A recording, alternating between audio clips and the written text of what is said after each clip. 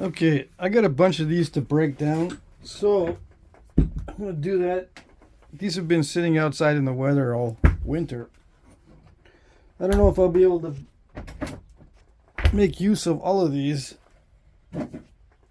but I'm going to try. These are the largest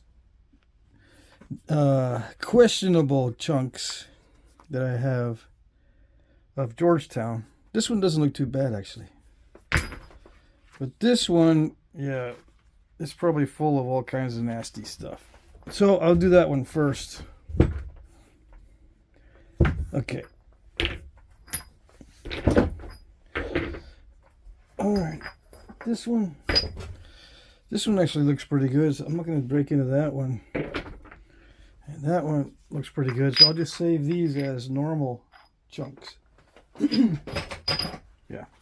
Alright, what do we got? 1 5/8 diameter bopper. It's 9 ounces or a little over 9 ounces. For those of you who keep asking, yeah, if I don't mention it right off the bat, I get a ton of questions on the bopper. Well, it's a wood handle painted with a rubbery kind of coating and copper with lead inside. So it's a weighted wooden handled copper bopper. 1 5/8 inch outside diameter on the copper, which I guess is 1.5 inch cap. I don't know.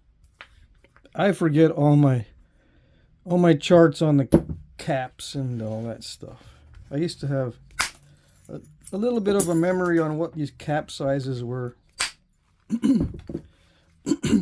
I lost all that stuff because I don't use it much anymore. I did some plumbing. Taught myself to do basic plumbing. Alright, let's see. Yeah, it's amazing what you can learn from YouTube these days. Amazing. You can even learn how to take rocks out of your landscaping and make stuff. Weapons. Yeah. Knives.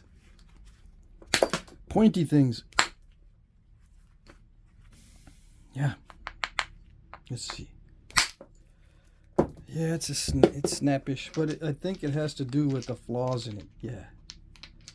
It's got nasty flaws. So I'm not going to get full flakes off of that sort of stuff. See the nasty flaws? They go deep.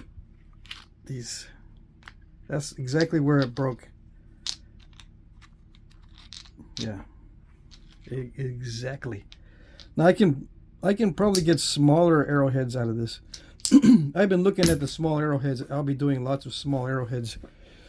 And then in the upcoming weeks and months, I've been looking at small arrowheads in collections online. Yeah.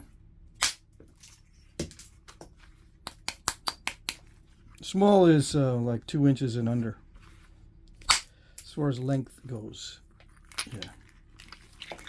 Okay, come on.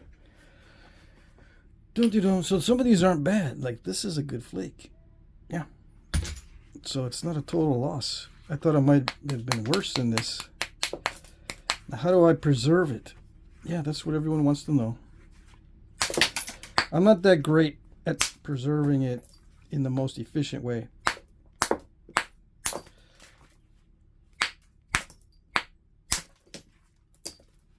I try to preserve it more in the middle stage of making the biface than in the initial stages. It tends to even out well, or to balance out. Excuse me. Yeah, I've been on the internet lately. I'm watching my dad. He has a little bit of an issue with mobility right now. Anyway, when he tries to walk around, I need to be there, and just in case he falls. Anyway, I'm surfing the internet, and it appears everyone is sick. Yeah. I'm sick. Well, I got sick and it lingered on for days and days, and then it went away a couple months ago, and then I got another cold. Nothing severe, but it just lingers and lingers, and I still got it. I've had this, and it's not allergies because it's winter time. The pollens and all that are very low, so it's something else. Highly suspicious. Yeah.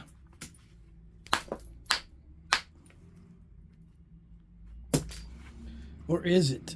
It's just, maybe it's just normal seasonal virus going around.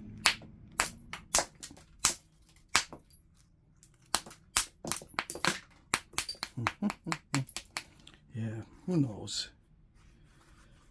They don't tell us anything.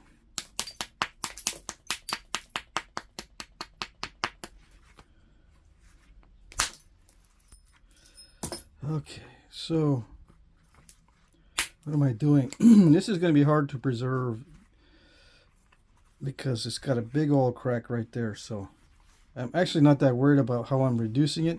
I just want to get off or remove some of these bits of cortex. And I think, as I mentioned, this was limestone earlier. This is actually chalk. Yeah. Flint. This is Georgetown flint, and it forms within chalk, which of course is the same chemically. Hold on, I got a phone call. Okay, I'm back. Trying to figure out where I was. Where was I? Let's see. I think this was it. Yes. Okay.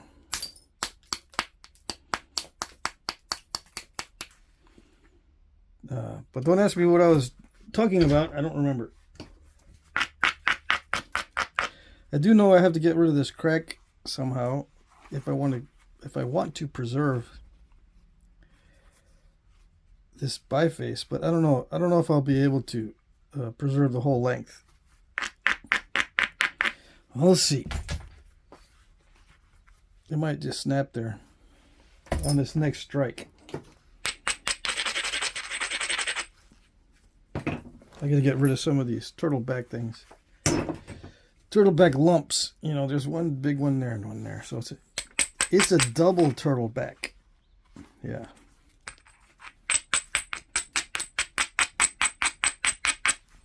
Now, a lot of times I thin from the end when that happens, but since I don't have much length to work with, I'm going to try to avoid thinning from the ends, or at least from this end. Thinning from this end is not too bad because I might lose the whole tip anyway, so I don't mind losing the tip to strikes going in this way. You know, so whenever you take a strike, you lose part of the edge. I don't mind losing part of the tip. Unless, you know, I can get a biface that is reasonably wide. I mean, it could be up to 1 inch wide, and that would be okay. If I'm careful, I suppose. Now, what's better? See, if I try to take a flake in this direction, this crack will stop it there most likely. So I got to do it. So I got to take it from another direction that's not the end. Yeah. Let's see.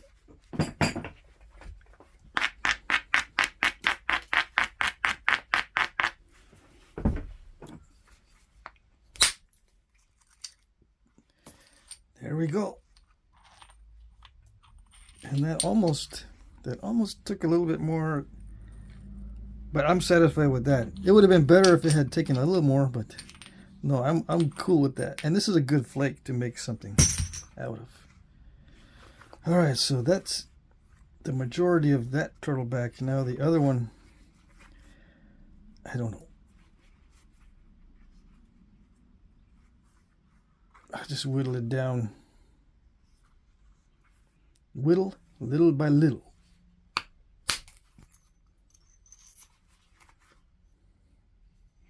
These are interesting flakes. A lot of times I get questions, not a lot of times. Sometimes I get questions on making arrowheads out of this kind of stuff.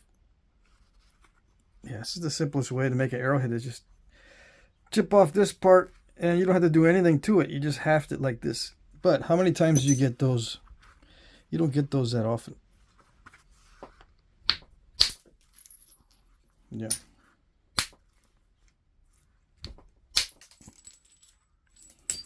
Whittle little by little. And if it's good quality stone, you can whittle little by little.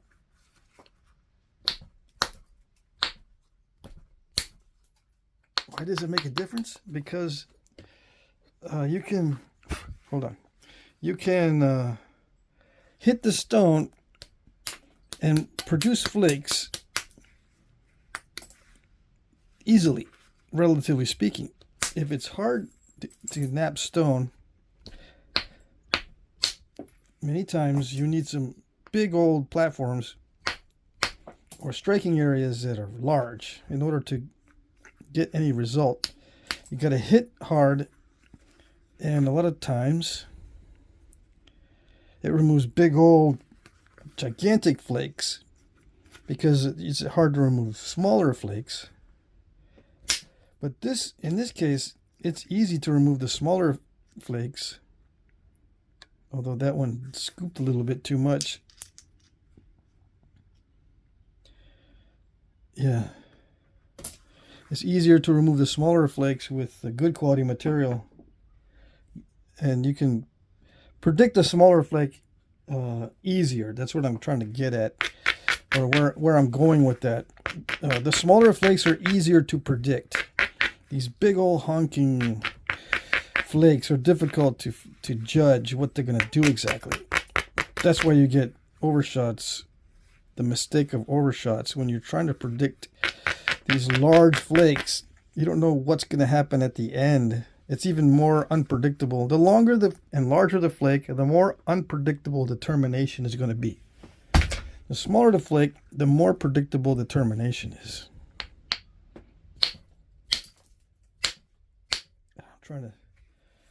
Another part that's difficult to predict is the second most difficult part that's difficult to predict is the initiation. The easiest part of a flake to predict is the middle of the flake. The most difficult part is the termination. The next most difficult is the initiation, and the middle is the easiest to predict. Yeah, see, I hit that many times, and it didn't produce a flake, and I said, no, I don't know. Well, if I get a flake next time, it'll be lucky, and guess what? I got lucky. That one went, pretty much as I thought it was going to go. It didn't go past halfway, unfortunately. But I'm not going to do the play-by-play on this. I'm just going to whittle it down.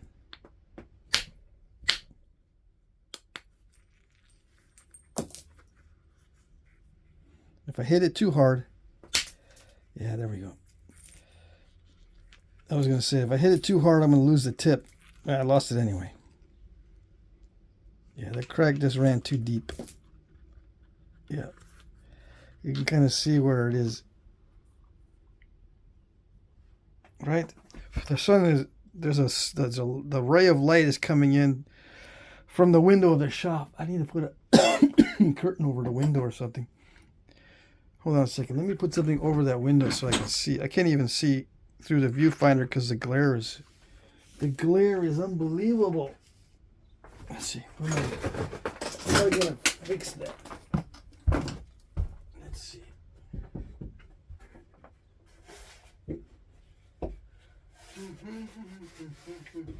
Hold on. I'm trying to fix the glare. Okay.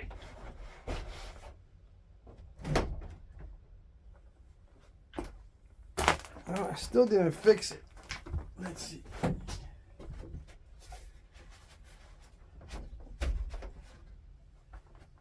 I think that fixed it. Yeah, I put a piece of cardboard over the window.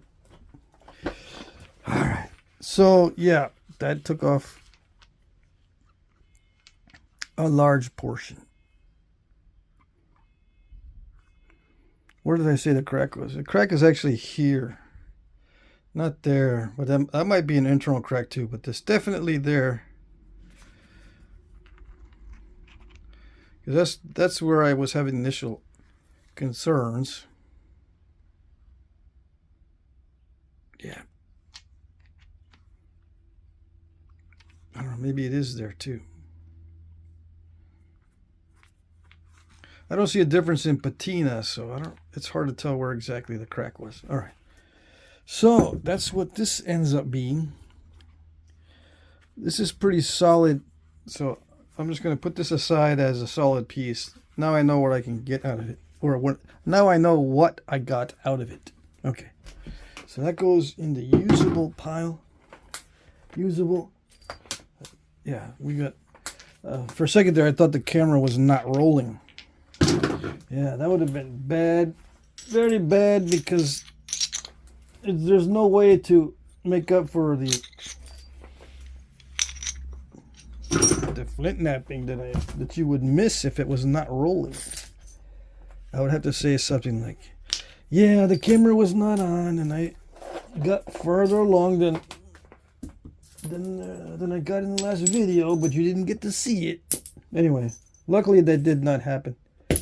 So what I'm doing is I'm going to be saving usable flakes out of the debitage for future. This is high quality raw stuff. It does not need to be heat treated. And I'm saving the bifaces separately from the flakes. Let's break into the next biggest and try to do it fast. I forget how many minutes there was in the last one when I was interrupted by a phone call. Yeah, my dad called me. Yep. Yes. Always gonna get phone calls, it seems. Yeah. When I'm available to help, well, I get phone calls. Funny how that works. Let's...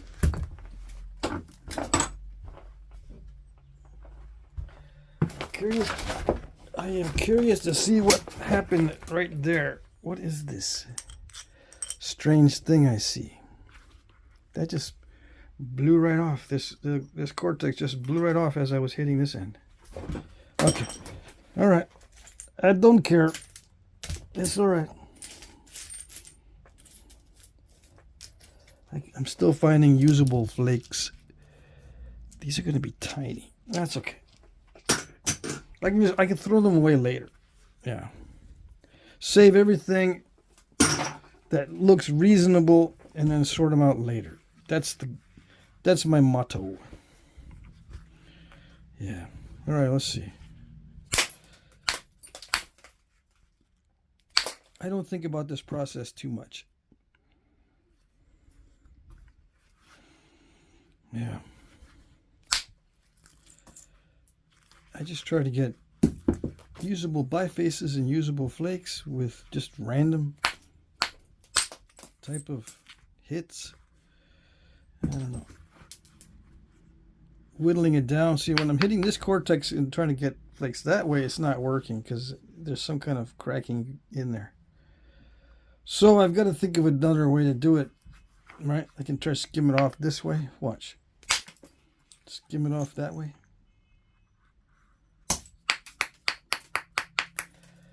And then try to skim them more off, and that way I can hit this face.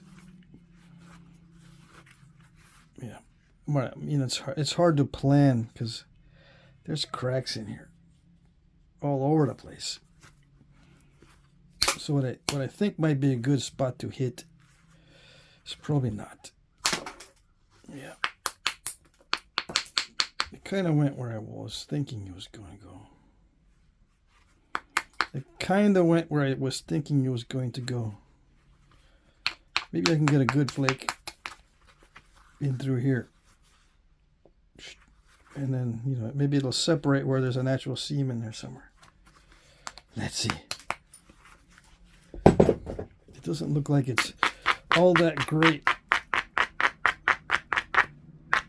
in this area or that area. We'll see.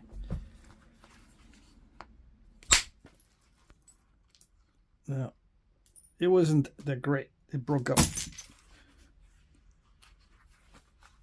Those look more like gun flints than usable flakes for arrowheads. Now that was a good one. I think that would be usable even though there's some issues right there.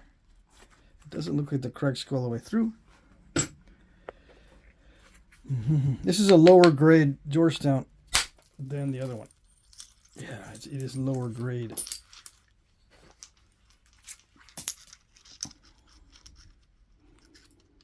Natural crackle. Yeah, just a little natural crack right there. Made the whole thing snap, but I can get stuff out of it. Some of those can be heat treated. The lower grade Georgetown can be heat treated and it becomes super high grade in most cases. As long as you don't heat it too hot. You can overheat Georgetown. Yes, you can.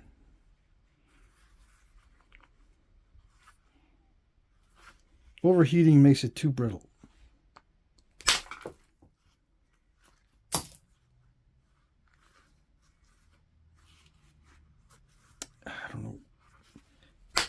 I don't know what's worst. I'm trying to pick the worst first. I don't know what's worse.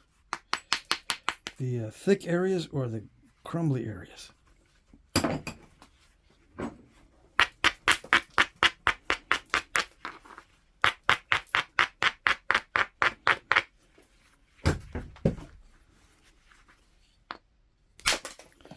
think I should get rid of the crumbly areas first. Yeah. And then I'll think about the biface. I think that was the last.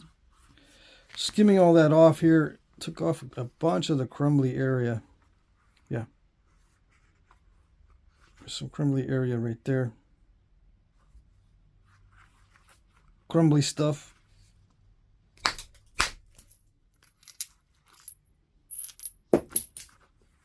Okay. Cool.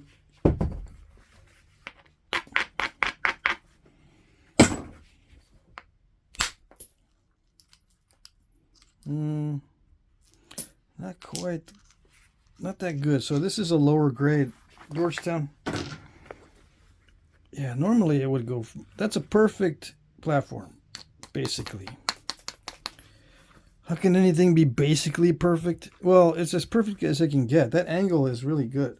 And then hitting it right there with a big, thick area with a nice ridge, that should have cleared most of this area. But since it's not high grade, it didn't want to take out that turtleback. A higher grade would have responded better and said, yeah, I'll cooperate and we'll take off that turtleback. Yeah, or you just didn't do it right. You didn't do it right. Got to do it right. Yeah. It's either the stone is not cooperating or I didn't do it right or both. Is what most people would say. Most of the wise guys. I don't know. Maybe it's the bopper full of rock chips that's working against me.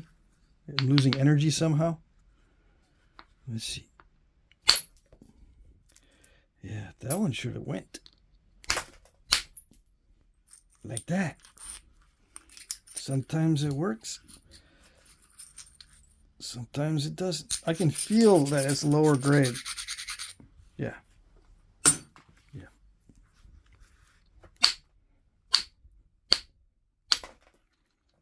There we go. Did I get it? Yeah. I had to hit it really, really hard. And I got a good portion of the thickness off. This is going to have to be heat treated. I should be separating these, but I have a hard time when I do this because I run out of boxes to store it.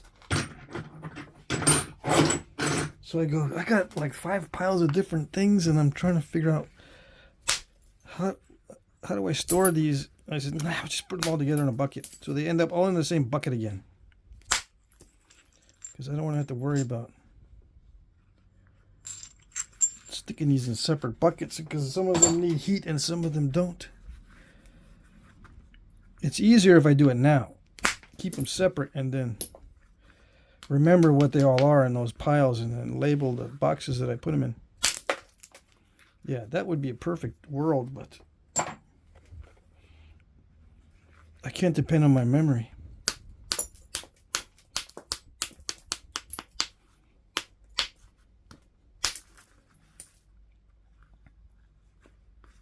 Let's see.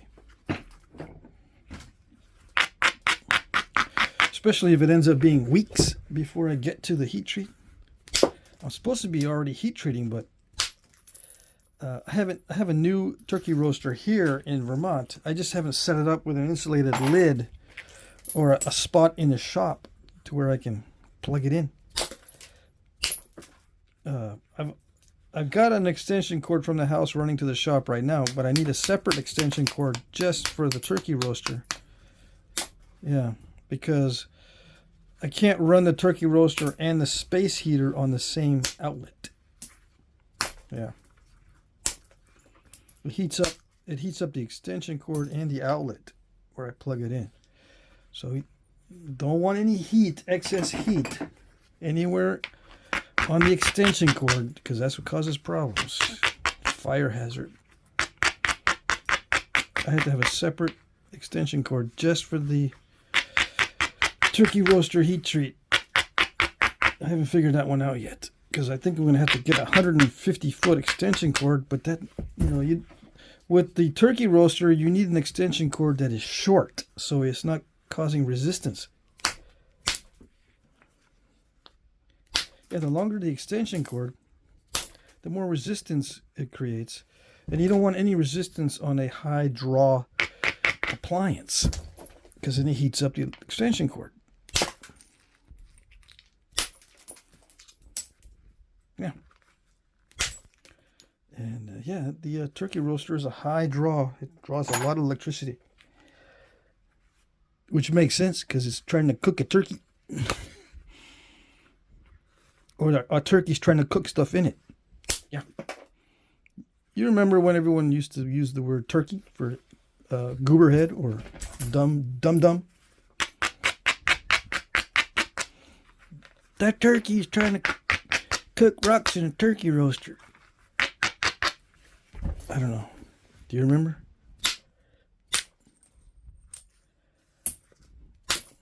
Yeah. I know you do. So yeah, I need to cook rocks in a turkey roaster. Unless I get a fancy kiln. That draws even more power. I think the kilns are more of an electrical draw than a turkey roaster, although I could be wrong. It might be more efficient. All right, that's good enough for that one. Let's see, 21 minutes. Let me join it together with the other video, and we'll start on the next batch here on a new segment. Okay, that's it.